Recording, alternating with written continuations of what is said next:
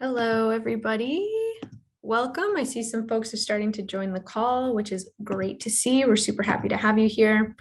I find there's always a lot of interest in our policy topics. There's a lot of folks who are looking to get into energy efficiency policy in some capacity. So great to have you here. As you know, if you're in the audience, this is our Becoming series where we will come together to learn about careers in energy efficiency. This is our last session before we break for the holidays. Our office is closed December 24th through January 5th. So we'll be off for a while, but I do want to ask folks in the audience, if there's a career in energy efficiency that you would like to learn about that we haven't covered yet, send me a message on the chat here, send me an email and let me know, and we'll definitely line someone up for you in the new year. There's so many different careers to choose from.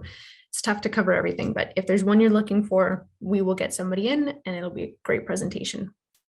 We are very grateful to the two sponsors who make this series possible. That's Natural Resources Canada and Electricity Human Resources Canada. Both sponsors are really key in growing the Canadian energy efficiency workforce, and it wouldn't be possible for us to do this without them. So thank you for that. The Becoming series is where we meet leaders in the sector. We hear their story of how they got started, what skills they use day to day in their role, and any advice they have for folks who are looking to follow in their footsteps. So if you're looking to get into policy, you're in the right spot. This month, we're here with Tyler Bryant to learn about becoming a policy manager. Before we dive into things, there's just a few things to take note of. First, if there's anything that you in the audience need to do before we settle into the call, whether that's grabbing a snack, getting some water, going for a really quick walk, moving to the couch, whatever you need to do, take some time now and do that so we can enjoy this call together. We also like to start our events with a land acknowledgement.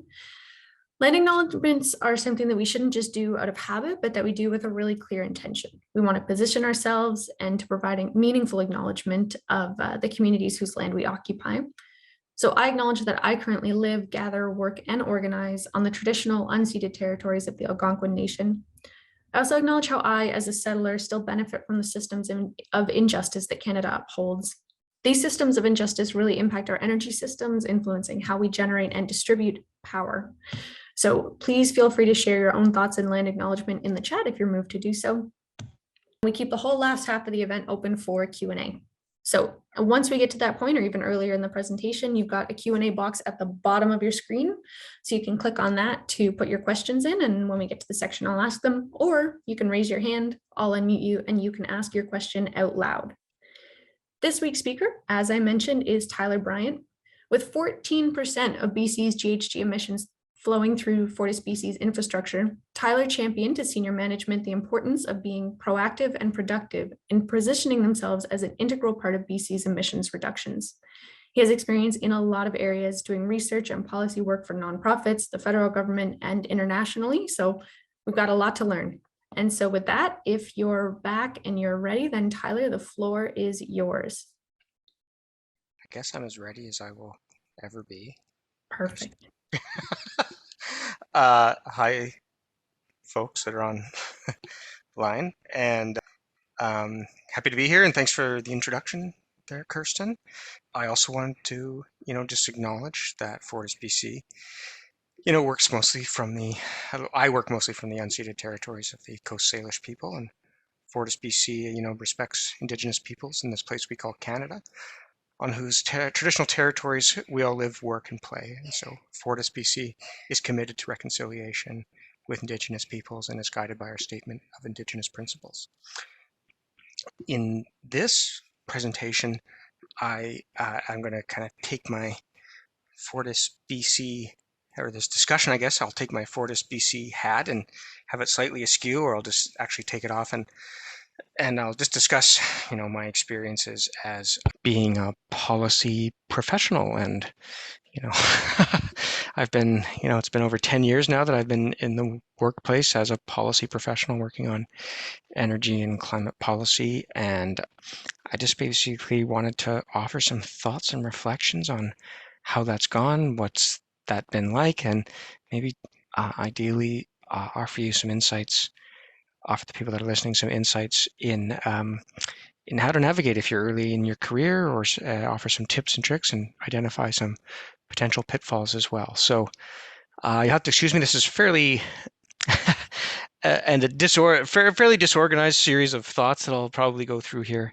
But I hope that you do find some kind of upshot or through line through most of this. So first, I just wanted to maybe pull the camera all the way back and talk about why I care about energy and climate, why I got into this line of work, and there's a lot of I always advocate for people to get into energy and climate work, into whatever aspect of that you want, engineering, policy, what have you. It's high stakes and it's highly meaningful. Obviously, I don't think I need to, or hopefully don't need to convince anybody on the call that this is really important work that we're up to, and this is in many respects defining the future of our livable planet. And so, the stakes couldn't be higher in many respects. It's constantly changing. It's a very dynamic environment. Politics, technology.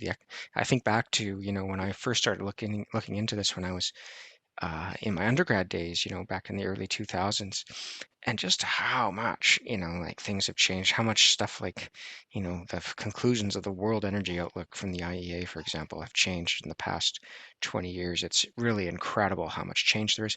I think that's really cool. Like, I think that's really great. It means that your workplace, the issues are all, undergoing significant change, and it means that it's always of interest. It's always kind of, presenting new challenges. And for me, and I hope for most of you, that's a real attraction of working in this field.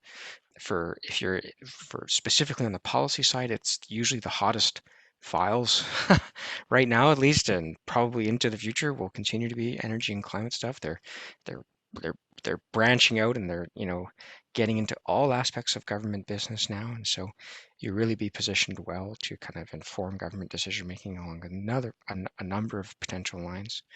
There's something for everybody.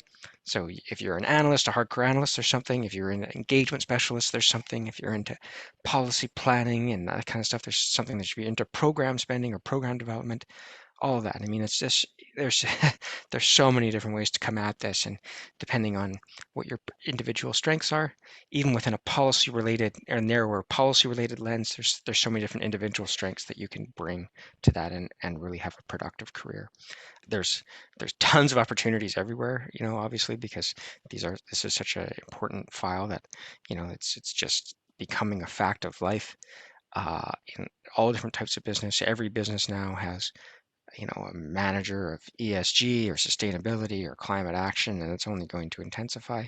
And it's a Canadian obsession. So these skill sets, I think, actually really, as Canadians, really position you well if you want to work abroad, because we have a really incredibly interesting energy sector here, and there's lots of really committed, passionate people working on really important issues. So that's why I care. Just very quickly, where are the major areas of work on policy and energy and climate?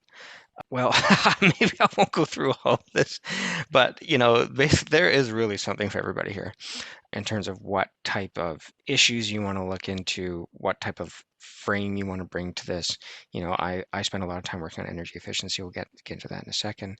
But there's energy resiliency is, becoming a really important issue. That's something that I look at working at the utility here at FortisBC. There's how do we deal with existing energy supplies, energy security, governance around all this stuff, governance around things like CCS, and really important questions we haven't really fully wrapped our heads around yet. Technology and innovation, if you're interested in urban systems, if you want to be at the regulatory level, either at Environment Climate Change Canada or with an individual utility regulator, there's something for you there. If you want to do cool modeling and scenarios and how do we get there, there's something for you there.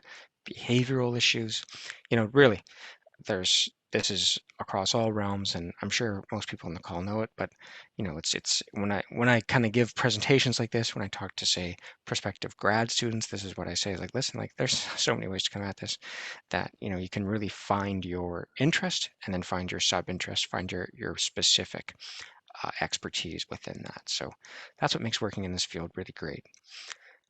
Just before quickly I get myself and just kind of setting the table here, what are as you're kind of maybe early in career or not, what are the big issues? What do where is this all going, and where can you kind of position yourself along this line? I mean, I have some reflections here. This is by all means not a comprehensive list. But one of the big issues is we have carbon pricing, we have quite ambitious carbon pricing, but we know that that's like almost certainly not going to be enough, right? And so what? Now what? Like now what do we do? And all these different policy regimes are kind of bubbling up now that are going to support carbon pricing. It's actually carbon pricing is going to probably become the backstop, and we're going to use all these different innovative regimes that are happening all over Canada and the world to actually drive more concerted action. So there's lots of areas, there's lots of kind of unknowns in terms of policy right now of how we're going to do that. And so your fresh eyes or your specific issues and expertise is going to be welcome. Unlocking energy efficiency. So we know that energy efficiency is going to be this massive activity to reduce greenhouse gas emissions, but we don't necessarily know how to fully unlock it yet. And this has been an ongoing issue for like the past 40 or 50 years, but this is only going to get more important. And there's huge policy work to be done, policy, technology, innovation, all you name it, to unlock energy efficiency. One of the things that I talk about a lot is, we have, if everybody's heard of the 80-20 problem, right? Like, when you move, you move houses, you move apartments, 80% of the packing up for the move takes 20% of the time, and the remaining 20% of the packing up for the move takes 80% of the time, right? That's the 80-20 principle, right? Well, in Canada, we have a similar thing, is that 80% of our electricity is non-emitting, and we only have 20% that is. But actually, that makes the challenge in many respects even harder to decarbonize electricity, to advance electrification, and what have you. And so, so we have a huge emerging issues in terms of electricity policy in BC, the bifurcation across provinces. This is a whole realm that will require years, decades of policy work in order to unwind. How do we deal with incumbents? I work for a natural gas and electric utility that's been around in BC for about 120 years. We're the definition of incumbent, if you want to use that term. And so how do we get these incumbents that are just honestly critical for delivering energy right now? How do we transition them to being low carbon? It's a huge issue. How do we integrate climate goals with government objectives? And specifically vice versa, how do we get other government objectives to be integrated with our broader climate goals? This is a really hot button issue. A lot of people are talking about, geez, we're talking about transport, infrastructure, cities, heck, even healthcare, safety, all that ties back in some respects to climate change. So how does one push the other, get one thing going the other way, and how do the other ways get pushing towards climate action? That's just a really important and very topical issue right now. Coordinating across multiple levels of government, of course, that's never going to go away here in Canada with our federal system. Turning innovation into mitigation. So we need tons of innovation spending. We need so much investment in innovation. And that's the first challenge. The second challenge is, we're not spending nearly enough. And the second one is, how do we then pivot that into actual mitigation? How do we deploy those technologies into the market? Again, an army of people can be working on issues like that. Boiling it all down, it's how do we, for decarbonization, how do we get feasible speed and scale? We need speed. We need to move as fast as we ever have, and we need to move a mountain here as fast as we can. But critically, it needs to be feasible. It needs to be technically feasible. It needs to be politically feasible. These solutions need to work within our larger political constraints. So these are the big issues. Hopefully you can see yourself situated within one of those. So who am I? Okay, so I'm Tyler, and I work down at the bottom there, FortisBC, but I've globetrotted a little bit. I've worked for a number of different organizations in a policy capacity on clean energy. So I like to think that I kind of have all the major food groups in terms of policy experience under my belt so far. So I went to SFU there at the School of Public Policy. Then I went and worked for Natural Resources Canada, cut my teeth there as an early career professional. Moved over to the David Suzuki Foundation. So I went from federal government to ENGO, and I worked on a huge project called the Trotchy Energy Futures Project to, define pathways for Canada to reduce emissions. I then translated all that work into a role at the International Energy Agency, where I worked, where I basically led up our energy efficiency analysis and program work. And then I came back to Canada and joined at a private sector. So I've worked at government, ENGO, international organization, and now private sector. So really kind of covered a broad span of the landscape, so to speak. Some of the files I've worked on, I mean, not to belabor this too much, but worked on the original Eco Energy retrofit homes program, their Eco Energy suite of energy efficiency back in the Harper days. So I was at NRCan during the Harper government, which was an interesting kind of bit of experience.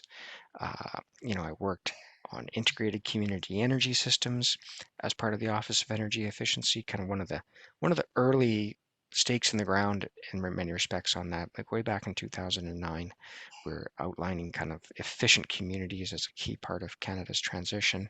Went over to the Trotch Energy Futures Project, a lot of analysis there, a lot of analysis on, say, oil and gas pathways for mitigation. Went to the IEA, basically built from scratch the energy efficiency market report at the IEA. So I, wrote the first, series of reports there. And then, I have the global tracking career there, so I contributed to the World Bank stuff. And then now I'm kind of developing all the policies and strategies. It's not just me, it's lots of people, but I'm kind of helping to be a big part of informing, FortisBC's strategy to reduce emissions and align with our government goals. So just very quick kind of run around of what I've been up to. Lots of different stuff, lots of different opportunities to kind of build your experience, build your understanding, and kind of see this all play out on the ground. So enough about me. I guess this is all about me in some respect, but I'll offer some of my own reflections on being a successful policy professional, if you will. Now, I had to give the very large caveat that I'm not necessarily sure that I'm a successful policy professional. I think I am, and I'm definitely not the an expert in this area. This is just one perspective of probably many, but these are some, just personal reflections that I have garnered over the past 10, 12 years, and I hope they may be of use for you. So a successful policy professional makes the connections. So the first thing that, at least that was interesting for me, that was kind of difficult for me to kind of first come around to straight out of school was, in many respects, everything is connected. Somebody's working on some process or something over there, something's happening over here. A successful professional leverages process and leverages those connections and finds their place within that. So it's very difficult to start something up from scratch. It's a lot easier to kind of hitch your boat or hitch your ride to things that are already going on and advancing your interests, advancing the interests of the organization you're representing within a broader thing. And so that's what I say what makes the connections is, you really need to always be looking for, where am I in the world? Where are these different things? What is my network? What does this process look like? Where do I fit? And how can I leverage this to further the goals of my organization? That's really, really, really critical for the job. A successful policy professional keeps asking, so what? If there's one thing that I keep bringing back, senior leaders, senior management, you keep asking the so what question. Like, why do you care about this? Why is this? Why do I care about this? And you need to answer that well. It's not going to be obvious to them necessarily that this is something they need to consider. And so that story, in many respects, that narrative is key. A successful policy professional, in many respects, is a storyteller. They tell a very compelling story for why we need action and why we need action in this way. And you always need to keep that in the back of your mind. Along that theme, you need to contextualize things. I find it's very helpful to put things in perspective for people. This means this, or this is how something happened over here can translate over there, or this is the equivalent of this much. Context really matters. Context for your audience, context for yourself. Where am I? How is this working? You need to build coalitions, obviously. You need to, basically networking. This is, this is not necessarily brain genius level advice, but, you need to foster and facilitate your network just kind of outside the office, beers or coffee with colleagues, but also inside the office. How are different people working? Never make an enemy unless you absolutely have to. You're always trying to kind of building support networks for the different things that you want to do. You find openings and you integrate into existing processes. I think I already kind of discussed on that, but you really are always trying to find openings. How does what I'm doing fit within this broader structure? And you are a resource. You are a resource to people. You don't say no to people.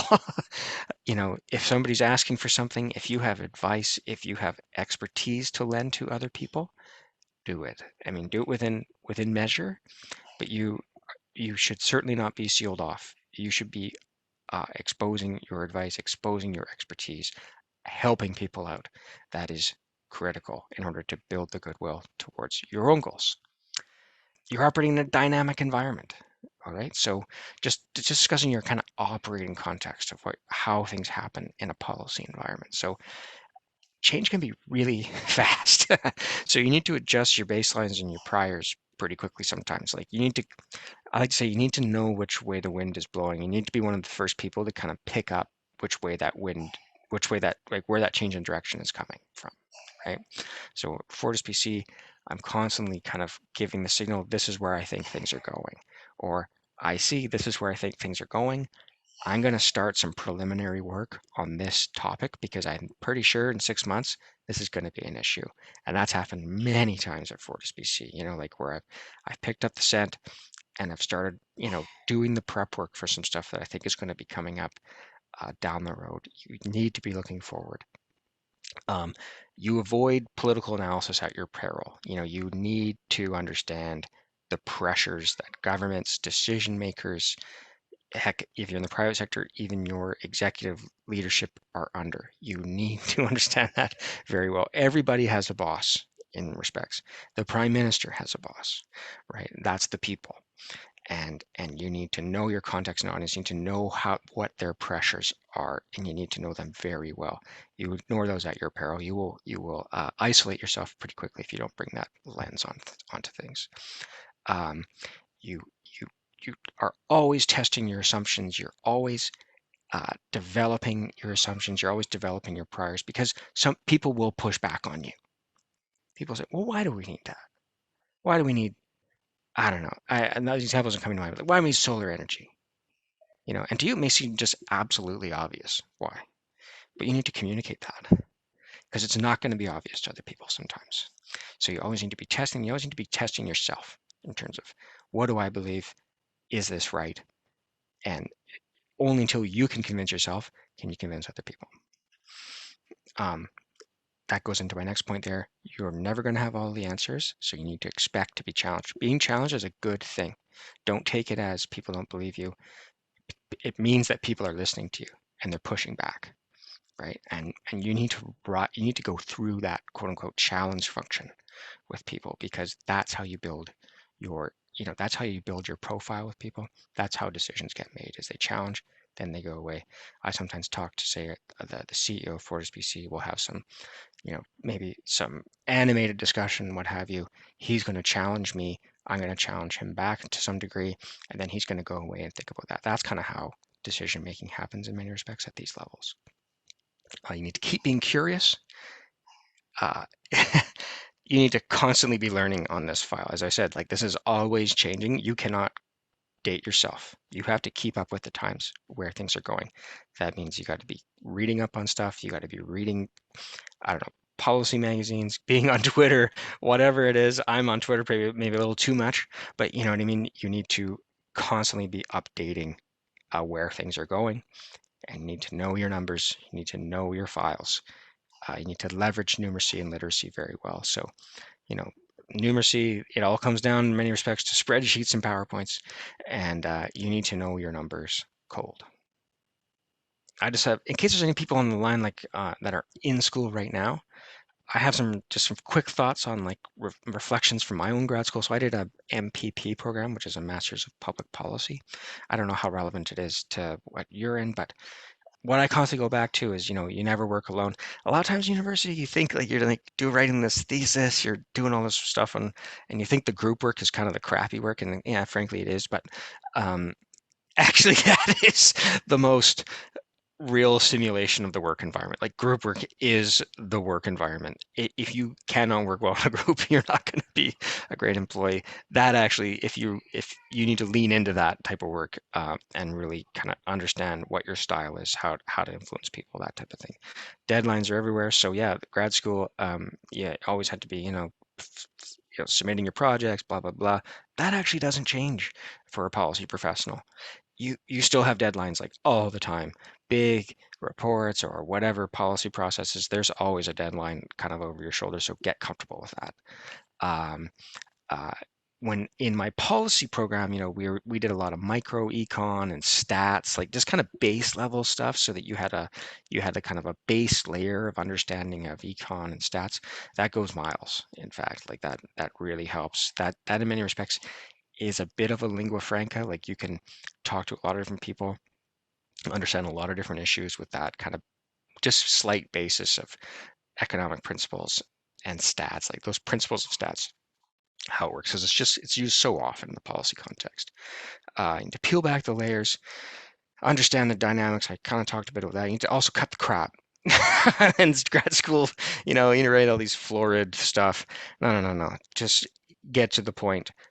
Get to the point, right? We do not want to hear how much, how, we don't want to hear the big treaties. We want you to get to the point. But what it doesn't provide is that strategic level thinking. When I was talking about, find the connections, find all that, grad school is not very good at that. You really do need time in the chair for your experience in the real world to get that. Some people are really good at that out of the gate. I actually wasn't that great at it. I think I'm still getting better at. I'm getting better at it. But that strategic context is everything. Who to talk to, when to propose a process, how to align with different things that are happening. That really, it's difficult to have a template for how to do that, but that is in many respects the big part of the work. So just a couple of reflections. I said I worked for the federal, ENGO, international organization, and private sector. I'll just offer some quick perspectives on that, and then we'll get out of here and hopefully you can ask some questions. So if you want to work for the federal government, some reflections there. It's there's a very high attention to detail on your language. Your words matter. Take your time, write your stuff so that it looks good, it's polished, and that you have made a coherent statements or arguments, to your superiors. That take the time to get it right. It's hierarchical, but it's not bad in that sense. There's a lot of hierarchy is kind of designed to create safety, or it allows early stage employees or early career employees the ability to fail safely.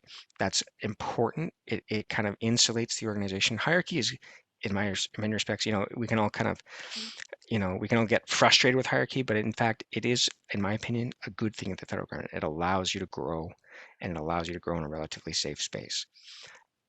You need to be flexible at the federal government. Policy priorities change very rapidly. You can have really quick, abrupt shifts in what the priority is. You can have long pauses. You need to be flexible to that. Like that is a fact of life working for a government. And it's difficult to shine. So it's, that, I guess, maybe getting back to that hierarchy thing, you do have a fairly contained role. And, that's what I found in my spell. It was hard to kind of see, how do I make a name for myself? How do I, demonstrate what my abilities are? That was a bit of maybe not an issue, but that was a bit of a challenge working for federal government. So working for a non-government organization like an ENGO, like David Suzuki Foundation, you need to define your own work. It's very open-ended. You can basically pick and choose. You can really define what it is you want to work on within the constraints of the fundraising apparatus of that organization. It's really great for self-starters, excuse me, and passionate people. As a policy professional, you might be the biggest expert in the organization on a lot of things, and so people are going to look to you for that leadership and that advice, which is kind of interesting.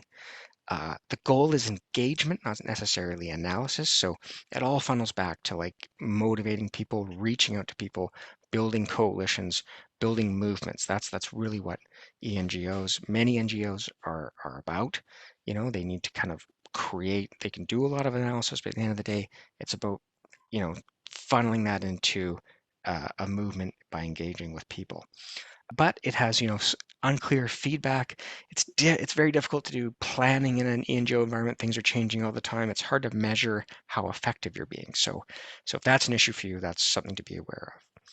For an international organization, these are some reflections for me, but you're no longer the big fish in the pond. Like there's lots of really good people working for these organizations. You need to prove yourself. You need to show what it is you're capable of. There's going to be a very, very high standard on the work that you're about to do. Decorum matters, the brand and eminence of the international organization that you're working with matters. It's important, and you need to add to that brand. So you need to kind of live the role, live the bit, so to speak, and really advance that organization's reputation through your analysis, through your work. Excellence is as expected. They have huge pools of applicants. They demand long hours. That's just the nature of things. That's what you're signing up for. And you need to really, maybe that's why I'm emphasizing the strategy, thinking along those lines. You need to see, all these international organizations in many respects are like NGOs. They're fundraising all the time. They're trying to align with the interests of governments. They're trying to get more operating budget. They're trying to get more imminence. You need to see how what you do fits into that. And then finally, in the private sector, you have much clearer goals, which is good. You kind of know what you're doing in many respects a lot more, and that's nice. Coalition building, relationships are really key. You're trying to influence government decision making, so you need to really work on your relationships, other people that have relationships with government. It rewards opportunism and out of the box thinking. There's lots of opportunity at private sector organizations to kind of say, I think this is good, and people won't necessarily say, don't do that. You can go and run with it. Because of which it's easy to fly, but sometimes you can fly too close to the sun. It's kind of easy to kind of get up, not easy, but it's available for you to kind of advance things quite well. You can get into the executive level kind of rings sometimes. So you need to be mindful that what you're doing matters, and you're going to be engaging with people high up in organizations. So to do that, you need to be the messenger without getting killed. You need to basically relay the concerns of policymakers to your decision makers. You need to do that in a very productive, strategic way. And the resources will be there if you sell the opportunity right. So that's another kind of big bonus. So just a final thought here, a kind of early career kind of checklist, people. Early on, experience is your greatest asset. So get as much experience as you possibly can. It's not necessarily what organization, just make sure you're getting good experience. You need to be self-aware, self-promotion. So being out there maybe on social media, being within your personal network, describing what you do. You need to be self-aware, but you also need to be describing who you are and what the benefit that you provide to your organization is. You need to own your files. It's not good enough to be, kind of half-assy on your files. You need to own it. That's a clear sign that you're ready to grow in that organization. You must push yourself. Somebody once told me it's never worth going to a new job if you aren't terrified of that new job. And the point there is, you may think you can't do it, but you need to push yourself in order to do it. And a leap, a new experience, that type of thing, go for it, right? That is only when you will truly grow as an employee. You need to see the broader context, help the people that you're working with achieve their goals. That really is your job. And it's easy to see problems in different organizations. You're going to be working for large organizations. There will be problems, it's easy to identify those. It's very difficult to actually say like, well, but here's what we should do about it. Decision makers, they don't like to hear about problems. They like to hear about solutions, frankly. So if you come to them saying, this is the way we're set up is just not working, they're going to say, okay, well, what should we do then? And if you could go, then you've kind of wasted an opportunity. So just be aware of that. Try to be finding solutions to things, not problems to things. So just some very quick parting thoughts. Medium is PowerPoint, email, and meetings. So you need to get to the point. These are the true decision-making mediums in a field, for better or worse. You need to listen, learn the vernacular, learn what's important to whom. So in early career, listen a lot, learn how people talk, learn how they're describing issues, and use that to your advantage. You need to learn to deal with frustration well. That's an endemic of this field. And finally, don't freelance. You know, uh, don't go out there and start doing your own thing when you're working for these large organizations. You need to understand who you're working for and take calculated risks, and to kind of expand what it is you're doing. But definitely do not freelance. So that's what I wanted to talk about. I probably took way too much time. Sorry, Kirstin, but I got on a roll there. So I You were hope that was of jamming. It was interest. good stuff. Yeah. Okay, yeah. Yeah, I really appreciated it. Right from the get-go, your list of interesting policy topics. I thought that was really cool. I Right. really, really appreciate you sharing that. We're on to the questions. So, audience, this is your time to shine. If there's anything, you've seen how much experience Tyler has. If you're interested in this field, like you've really got a great opportunity here to answer any questions you have about getting started, grad school, where should I work, which sector, all these things are there's no bad questions. So you can put them in the Q&A box at the bottom of your screen. If you put them in the chat, I will try to keep an eye out for them, or you can put your hand up and you can unmute your mic and ask your question right out loud. But just while everyone's thinking, I did have a question of my own actually. So in Efficiency Canada, we don't really have volunteer opportunities for people who want to work on the policy side of things. Like you can volunteer by promoting things on social media or helping with comms, coming to events, maybe even planning events, but we wouldn't let a volunteer without experience come in and, dictate Efficiency Canada's policy stance on something. So what are some ways people can get that early career experience even before, let's say before they're done their undergrad or, before they have anything really concrete? Where can you get policy experience?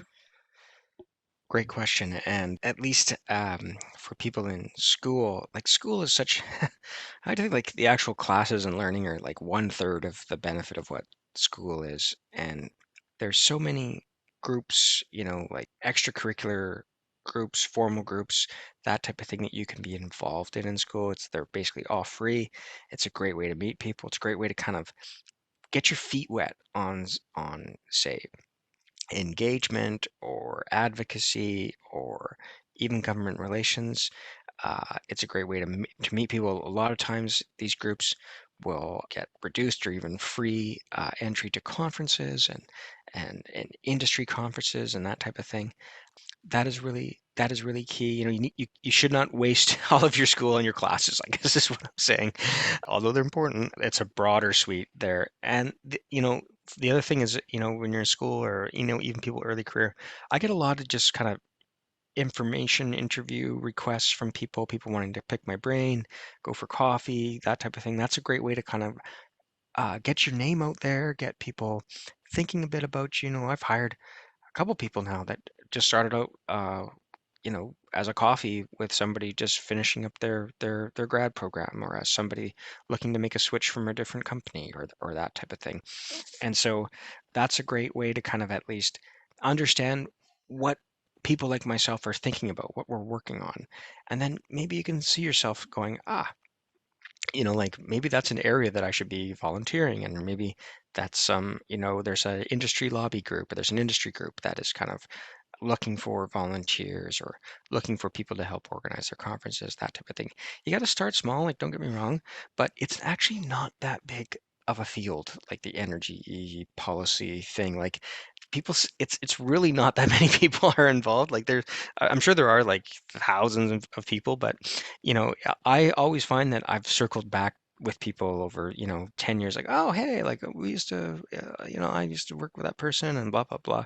So the more you can just get involved, get your name out there, I think that's a really good kind of way to get your feet wet, get your foot in the door, so to speak. Yeah, definitely. I would echo that about it's a small world. The energy efficiency world, we always joke it's like 30 people. For sure. More, Yeah. but it feels like sometimes. So we have a question here in the chat. Feel free to answer this, but if we never know what the reason is. What is it that made you leave NRCan? Oh, that's a good question. That goes back a long ways. There was personal and professional reasons. I had spent over 3 years at NRCan, And, part of the federal civil service culture is to kind of flip around a lot, is to go to different departments. And so already, there's that permanency is, a lot of people stay in positions for a long time, but a lot of people move around to different departments and all that. So there's a bit of that wanderlust feeling that I had at NRCan. It was also kind of in the Harper years, and frankly, there was kind of there wasn't a lot of action happening at NRCan at that time. There's still a lot of work being done. People are doing good stuff, but it was kind of a, it felt like a bit of a policy backwater at that point under that government. I work with people at NRCan like all the time now, so I hope if they see this, I think NRCan is doing really good work, and like their policy profile, like their files have just expanded significantly over the past 10 years. So just to say that, NRCan I think would be a great place to work right now. And the other personal reason I just wanted to move back to Vancouver, we have family and stuff here. So that, in all honesty, that was 75% of the reason to move. Yeah, and I think we've got time for one more question here, probably. So here in the Q&A, starting with a compliment, great presentation. Like to hear that. They're a PhD candidate in mining engineering at UBC, working on carbon sequestration. If someone in that field wants to start building up a career in ESG, any thoughts on where they can start? Yeah, so that gets back to one of my thoughts of, so mining has a long history in ESG. I'm not necessarily super connected into the mining sector, but there's a lot of overlap between energy and mining. So I cross paths with people from that sector all of the time. You probably are not going to just go straight from school into that sector. As I said, like experience is really key. So joining like a junior mining firm or joining whatever and kind of working sleeves rolled up. A lot of businesses really expect you to understand the business before you kind of get into that more that higher level discussion on like what it is they do. So you're going to need to have, in my opinion, kind of on the ground experience like within that sector, and then demonstrate yourself through that strategic thinking, through all the kind of things that I was talking about, that you're one of the people that's interested in going to that extra realm. I mean, I would definitely just say though, like getting that experience with these firms, and you look on LinkedIn and these mining firms are looking for people like that all the time. And so I think that's a really good kind of long-term kind of career move, is to get into that space for sure. Awesome. Yeah. I have a friend who actually started in an engineering firm, and then he was always talking about renewables, how interested he was, how much he loved them. And then a position opened up and they knew he was interested, but Yeah, he wasn't in it to Exactly. start. Exactly. You can't really be choosy, like unfortunately, like coming out of school, in my opinion, like for the right job, like you got to get a job. And then the more that, you get like 2 years, 2 or 3 years, you kind of show that you can work in an environment, you can show that you can work with people, the building's not burning down around you. Like that's kind of the base level. Like when you're hiring somebody straight out of school, you need to see that, right? You need to see that they can work in that environment. They can work with people. They understand how the business works, that type of thing. And then once you have that 2 or 3, 4 years, what have you, then you make that move within the sector or within the company. Awesome. So we are at 5:45 for me. I know 2:45 for you, Tyler. So we're going to wrap things up. Thank you so much for taking the time to share your story. I know there might be some other folks in the audience who had questions and we're feeling a little bit shy. So I think, Tyler, it's okay if they reach out to you. For sure. Perfect. Awesome. And like I said, we're going to continue these in the new year. Julian, I do see your hand up. Sorry, we cut things off right at 5:45, but do follow up with Tyler. If there's someone you would like to see or a career you want to see profiled in the new year, definitely reach out and let me know. And I'm going to take one more chance to plug our sponsors, Natural Resources Canada and Electricity Human Resources Canada. They make this all possible. Thank you, Tyler. Thank you, everybody, for joining us, and have an awesome afternoon and night. Thanks a lot.